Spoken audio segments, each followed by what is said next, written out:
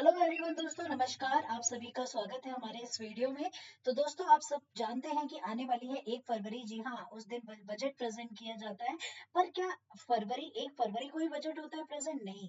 Budget जो present किया जाता है first working day of Feb, February month के पहले वर्किंग डे को हर साल बजट को रिप्रेजेंट किया जाता है। और बजट को रिप्रेजेंट करने का काम हमारी माननीय वित्त मंत्री मतलब जो माननीय वित्त मंत्री होते हैं उनका होता है। और रिसेंटली आप सब देख जानते ही हैं और स्क्रीन पे भी देख रहे हैं, निर्मला सीतारमण जी है।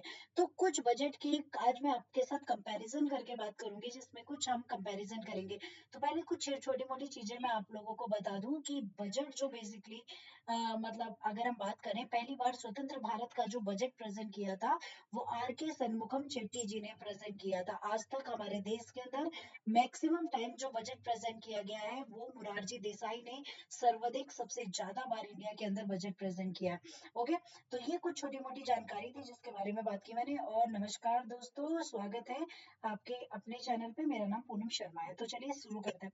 दोस्तों देखिए, अगर 2025 को लेकर के जो सरकार की अपेक्षाएं हैं उनके ऊपर अगर मैं बात करूं, तो देखिए आपको उसकी अपेक्षा पढ़ने से पहले आप देखिए, जब 2020 था तो हमारे जो बजट था, जो हमारा बेसिकली बजट आया था, जिसमें आयकर यानी कि इनकम टैक्स पे आपको एक भारी छूट देखने को मिली थी।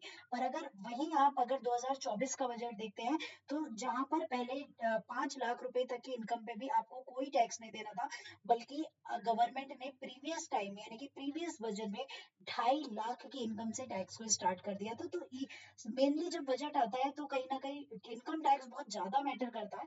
ठीक है, तो इसीलिए पहले मैं इसके बारे में बात करूंगी। इसके करदाताओं के लिए पुरानी आयकर व्यवस्था के तहत उपलब्ध अधिकांश छूट और कटौती के बदले में कम स्लैब दर पर आयकर का भुगतान करने का मार्ग प्रदर्शित किया। देखिए अभी देखेंगे ना आप इस समय पे तो ऑब्वियस सी बात है, हम ज्यादा ही दे रहे हैं, क्योंकि 5 लाख रुपए पे टैक्स लगना स्टार्ट हो जाता है। पहले 2.5 लाख रुपए था। ठीक है, अगर यहाँ पे हम बात करें, देखिए शुरुआती कुछ वर्षों में करदाताओं के बीच नई आयकर व्यवस्था को लेकर बहुत ज्यादा उत्साह नहीं था जिस समय पे बजट आया था। इसके परिणाम स्वरूप नई आयकर व्यवस्था को वित्तीय वर्ष 2023-24 से प्रभावी डिफॉल्ट कर व्यवस्था के लिए एक संशोधन किया गया। पीआईबी द्वारा जारी आंकड़े, देखिए पीआईबी एक ऑफिशियल साइट है। ठीक है, ऑफिशियल साइट होती है जिसमें गवर्नमेंट अपने ऑफिशियल जो भी चीजें हैं उनको देती है। ठीक है, उन्होंने इस पीआईबी पे कुछ आंकड़े जारी किए थे। इनके अनुसार लगभग 72% करदाताओं ने नई आयकर व्यवस्था को चुना है अकॉर्डिंग टू द गवर्नमेंट। पर अगर मैं आपको सच बोलूं तो इस समय पे अगर देखा जाए तो पहले का हमारा जो टैक्स स्लैब था वो हम लोग 5 लाख रुपए तक कोई टैक्स नहीं पे करते थे। बट लास्ट टाइम से हम लोग 2.5 लाख पे भी टैक्स पे करने लग गए हैं। यानी कि कुल 7.28 करोड़ में से 5.27 करोड़ कर, ठीक है, रिटर्न नई कर आयकर व्यवस्था के तहत आकलन 2024-25 के लिए दाखिल किए गए। ठीक है, देखिए आप टैक्स चाहते हैं तो आप रिटर्न फाइल कर सकते हैं, तो ये रिटर्न फाइल भी काफी है। वित्त वर्ष 23-24 में वेतन आय के विरुद्ध मानक कटौती को 50,000 रुपए से बढ़ाकर 75,000 रुपए करने से इस बदलाव को काफी बढ़ावा मिला है।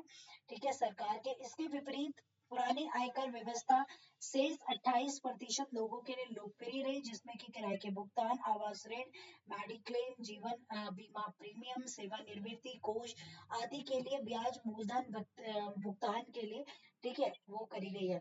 देखिए अगर यहाँ पे आप देखते हैं कि अगर मूल छूट देखी जाए तो मूल छूट में सीमा वृद्धि 2.5 लाख रुपए से बढ़ाकर कम से कम 3 लाख रुपए बेसिकली अब होने की पूरी संभावना है। बढ़ी हुई मानक कटौती में वेतन आय पर मानक कटौती में वृद्धि करके नई आयकर नीति के तहत 75,000 की कटौती के बराबर लाया जाएगा। मतलब देखिए यहाँ पर व्यक्ति अकॉर्डिंग टू द गवर्नमेंट ज्यादा सेव कर पाएगा। बाकी तो अभी जब बजट आएगा हम तभी इस चीज पर बेसिकली बात कर पाएंगे। ठीक है, तो आगे चलते हैं। हालांकि देखिए कर दरों में कटौती की गई है। 12 लाख रुपए में से 15 लाख रुपए तक की आय के लिए, ठीक है, 12 लाख रुपए से 15 तक की आय के लिए 20% से 15% तक का टैक्स लगाने की इस बार बात की जा रही है। 15 लाख से 20 लाख रुपए तक कमाने वालों के लिए 30 से 20% के टैक्स लगेंगे। इसके बाद 20 लाख रुपए से अधिक कमाने वालों के लिए 30% की टैक्स दर लागू करना है। इससे मध्यम वर्ग और वेतन भोगी आय को काफी राहत मिल जाएगी। इसके संभावित रूप, ठीक है, अगर आप इसे, जिससे संभावित रूप से उपभोक्ता खर्च को बढ़ावा मिल पाएगा, जो कि आर्थिक विकास के लिए अच्छा चालक होता है। इसी के साथ आपको मैं बता दूं ठीक है, गवर्नमेंट का मानना ये है कि जो व्यक्ति की कटौती है वो काफी ज्यादा और उसकी सेविंग काफी ज्यादा इसके तहत बढ़ जाएंगी। तो दोस्तों देखिए काफी इम्पोर्टेंट एक्चुअली हो जाता है इस मामले में। ठीक है, टैक्स कर काफी महत्वपूर्ण होता है, इनकम टैक्स काफी ज्यादा कॉमन पर्सन के लिए बहुत ज्यादा जरूरी मतलब चीज होती है। ठीक है, जिसमें कि और मैं आपको कुछ छोटी मोटी चीजें ये भी बताना चाहूंगी। जो बजट होता है ना, बजट हर साल रिप्रेजेंट किया जाता है। ठीक है, अगर आप देखेंगे, ठीक है, बजट हर साल जनवरी मतलब फरवरी मंथ के फर्स्ट वर्किंग डे को रिप्रेजेंट किया जाता है। अगर पहले ही दिन संडे पड़ेगा तो नहीं होगा, 2 तारीख को किया जाएगा उस कंडीशन में। और बजट के एक दिन पहले, ठीक है, just before one day economic survey आता है। ठीक है, जैसे कि अभी आज मैं 29 तारीख को वीडियो कर बना रही हूँ, यानी कि 31 तारीख को इकोनॉमिक सर्वे आएगा। ठीक है, इकोनॉमिक सर्वे बहुत महत्वपूर्ण होता है। अगर आप किसी एग्जाम की तैयारी कर रहे हैं तो ये काफी आपके लिए इंपॉर्टेंट साबित हो सकता है। So thank you so much guys, with lots of love and care. ठीक है, मिलेंगे नेक्स्ट वीडियो में, जब तक के लिए टेक केयर, अपना ख्याल रखिएगा। Do share, subscribe, like and comment. Okay, thank you so much.